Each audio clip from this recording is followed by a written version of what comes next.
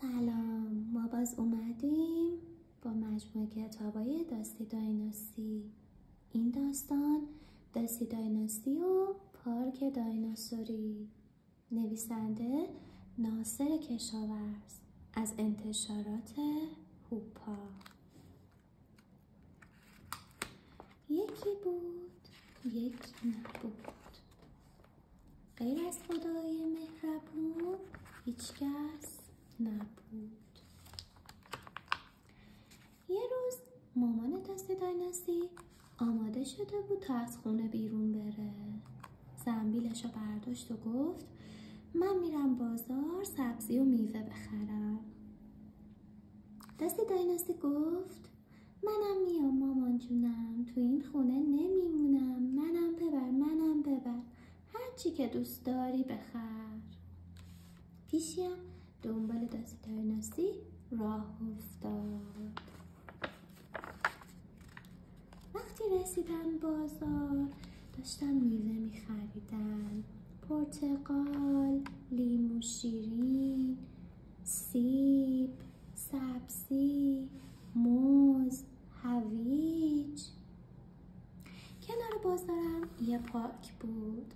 داستی دایناستی وسایل بازی رو که دید گفت تاپ تاپ سرسره، این پارک دایناسوره، دلم میخواد بازی کنم، خنده قازقازی کنم، سر بخورم، تاپ بخورم، تشنه شدم آب بخورم. مامی دایناستی گفت برو عزیزم، ولی مواظب خودت باش. داستی بدو به طرف وسایل بازی رفت. جونمی جون، یه سرسره، حیف که راپله‌هاش پره، صرفه چی کار کنم حالا، از سرسره‌اش میرم بالا. داستی دایناستی وقتی رسید به سرسره دید همه بچه ها تو صف وایستادن. صف شلوغه، بنابراین تصمیم گرفت تو صف وای نسته و بره از این طرف سرسره بره بالا. آخ آخ آخ آخ. داستی دایناستی از جلوی سرسره بالا رفت. یه بچه دایناسور چاقالو داشت سر میخورد و میومد پایین. داستی داد زد آهای پایین نیا، وایسا تا من بیام بالا. ولی بچه دایناسور چاقالو نتونست و محکم خورد به داستی دایناستی، هر دوتایی ولو شدن رو زمین. داستی دایناستی بیخیال سرسره بازی شد، رفت تا سوار چرخ و فلک بشه. سوار شد و جیغ و داد میکرد و میگفت این ور و اون ورش کن، تندتر و تندترش کن، حالا همه آماده، میخوام بشم پیاده. داستی صبر نکرد چرخ و فلک وایسته، خواست پیاده شه که یهو چرخ و فلک چرخید و خورد به پاش و قلش داد رو زمین. بعد از چرخ و فلک داستی دایناستی رفت رو نرده های پارک، شروع کرد راه رفتن روی نرده ها. پیشی همه نگاه میکرد و بابا پیش خودش فکر میکرد گفت خیلی خطرناکه. داستی هم با خودش میخوند چه نرده خوبیه، یه جاده چوبیه، کی میتونه مثل من راه بره روی نرده؟ فقط داستی میتونه تفریح کنه بگرده. خرگوش هم اینجا داشت نگران نگاش میکرد، ولی یهو نرده زیر پاش شکست و داستی پرت شد روی چمنا.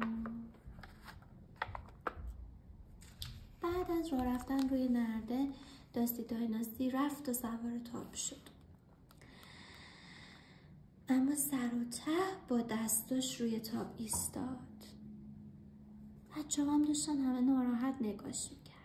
داستی دایناستی میخوند من از همه قوی ترم، پایین و بالا میپرم، از همه تونم میبرم. ولی یهو تاپ از زیر دستاش در رفت. داستی دایناستی از روی تاپ با دست ولو شد روی زمین، ولی این بار اتفاق بدی افتاد. دستی گریه میکرد و میگفت وای دستم و وای دستم، هاجستم و واجستم.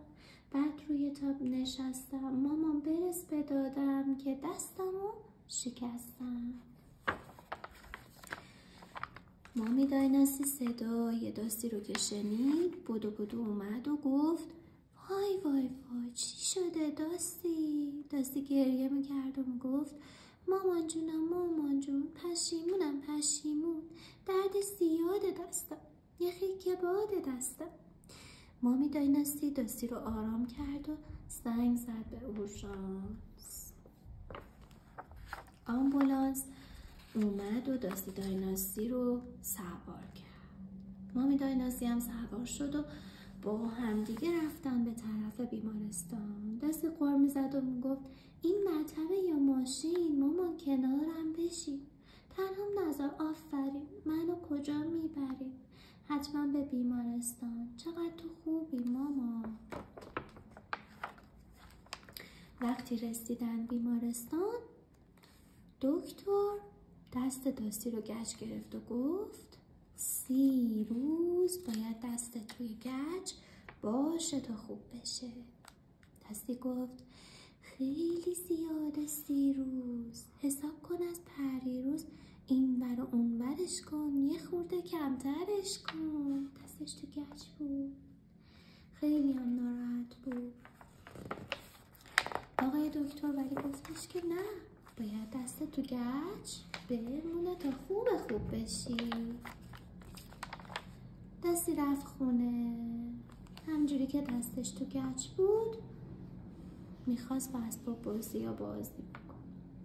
مامانش هم براش آب میوه میآورد و پیشی هم خیلی ناراحت بود، به خاطر اینکه دستی با این دست شکسته نمیتونست راحت با اسباب بازیش بازی بکنه. قر میزد میگفت این گچه خیلی سفته، دست منو گرفته، من اینو دوست ندارم، میخوام درش بیارم. مامی دایناستی میگفت تا 1 ماه باید صبر کنی تا دکتر برات بازش کنه. اگه خودت بخوای گچه رو در بیاری هیچ وقت دستت خوب نمیشه. حالا هم بیا آب میوه‌تو بخور که قوی بشی.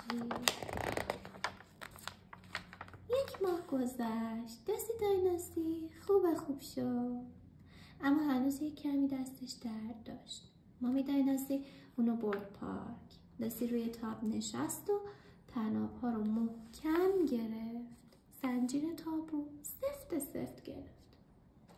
مامی دایناستی آروم از پشت تابش میداد. دستی دایناستی هم با خوشحالی آواز میخوند گچ هم دیگه پر و پر، قصه دست در و در، مامان آروم تر، دستم هنوز درد داره، نشکنه باز دوباره، دیگه همیشه میخوام سالم باشن دست و پام.